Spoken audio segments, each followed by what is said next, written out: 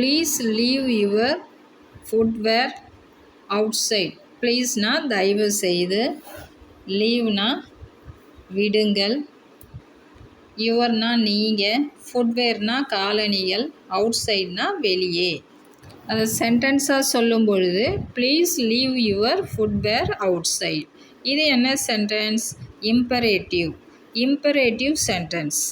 இம்பரேட்டிவ்னா ஒரு கட்டளை அல்லது வேண்டுகோளை முன்வைப்பது. ஸோ இந்த ஃபஸ்ட்டு சென்டென்ஸ் இம்பரேட்டிவ். இப்போ செகண்ட் சென்டென்ஸ் பாருங்கள். Will you wait here. Will you wait here. இதுக்கு என்ன அர்த்தம்? இங்கே காத்திருப்பாயா.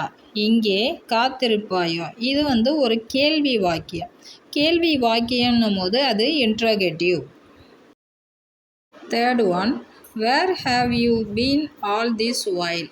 வேர் have you been all this while அப்படின்னா இவ்வளவு நாள் நீ எங்கே இருந்தாய். இவ்வளவு நாள் நீ எங்கே இருந்தாய். வேர்னா எங்கே, have you been all this while. have you been அப்படின்றது எங்கே இருந்தாய். எங்கே இருந்தாய். இவ்வளவு நாள் நீ எங்கே இருந்தாய். இது ஒரு கேள்வி வாக்கியம். ஸோ இது interrogative sentence. Fourth one, we will not tolerate this. we will not tolerate this. இதை நாங்கள் பொறுத்து கொள்ள மாட்டோம்.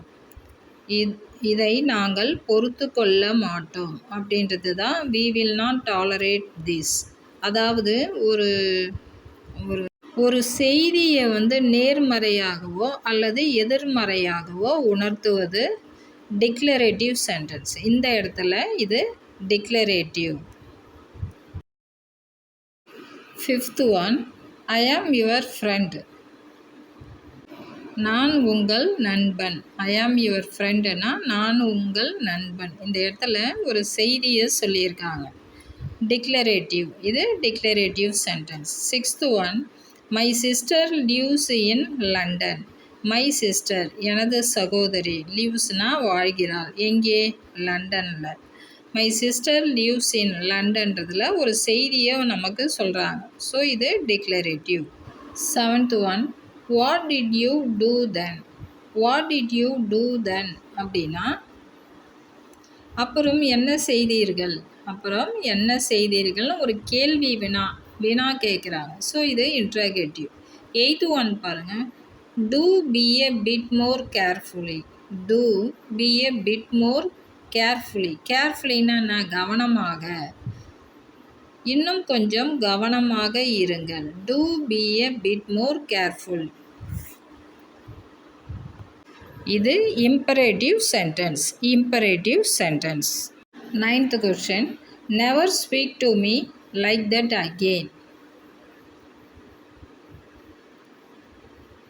Never speak to me like that again. இனிமேல் பேசாதே. இம்பரேட்டிவ். இது ஒரு advice. Always remember that what I told you. What I told you.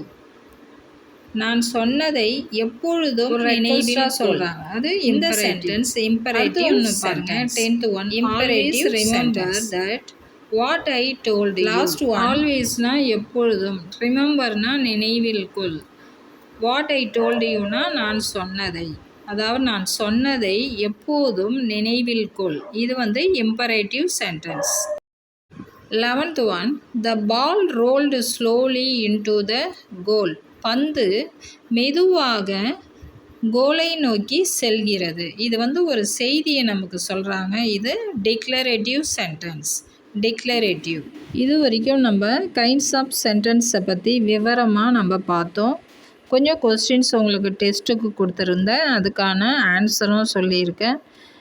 எத்தனை பேர் எவ்வளோ மார்க் எடுத்தீங்கன்னு நீங்களே கால்குலேட் பண்ணி பாருங்கள். நெக்ஸ்ட்டு கிளாஸஸில் நம்ம இன்னும் கொஞ்சம் டீப்பாக பார்க்கலாம். தேங்க்யூ.